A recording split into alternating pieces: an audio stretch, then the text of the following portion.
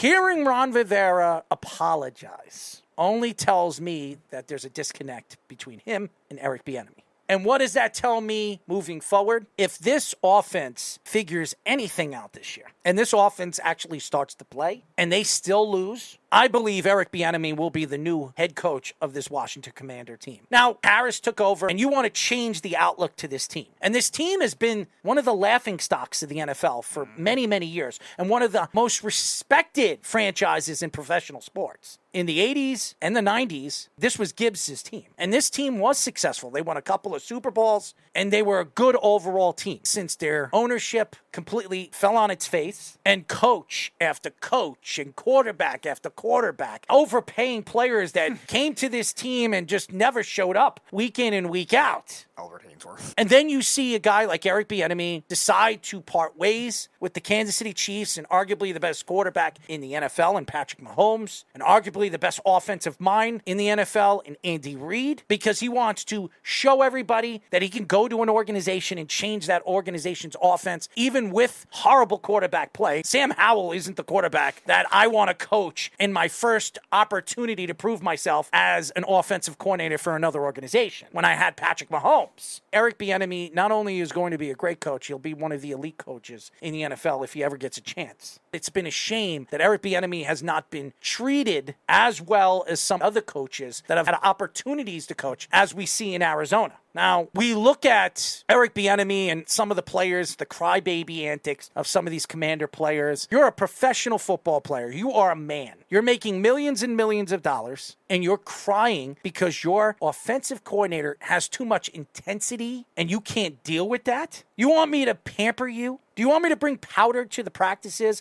so I could powder your asses? Stop your crybaby tears? How about I bring some tissues for all you big bunch of pain-in-the-ass pansies? You are making millions and millions of dollars, and for you to cry about a coach giving you lip, yelling at you in the huddle, what do you expect a coach to do? Look at the quarterbacks that they have there. Jacoby Brissett, he's all right. Jake Fromm and Sam Howell from North Carolina, who everybody expects not to win this job. It will probably be Jacoby Brissett that's going to win this job. From Antonio Gibson, who looks like he is going to be a fantastic player. He looks like he's going to be a fun player to watch. As we saw last year, he exploded. He's been injury prone, Yes. But when he steps on the field, he is a fantastic offensive talent. But he's a running back. Running backs don't get paid. And he's getting up there at 25, where he is going to be asking for the money in a year or two. Why are these players crying? Dotson, a first-round draft pick, and the guy has done nothing. Now he finally has an offensive coordinator that actually knows what he's doing, that actually has won multiple Super Bowls, and has run one of the best offenses in the NFL, and he's going out there and he's yelling at you because you don't know the plays or you're not learning fast enough, because he wants to win, and he eventually wants to coach in this league and get an opportunity, and you guys aren't showing up week in, day out, going to the camps and understanding the brief understanding on how he runs the offense. Terry McLaurin, I don't know if he's one of the guys that are complaining, but he's one of the leaders to this offense, so I'm sure he's one of the crybaby antic guys on the sidelines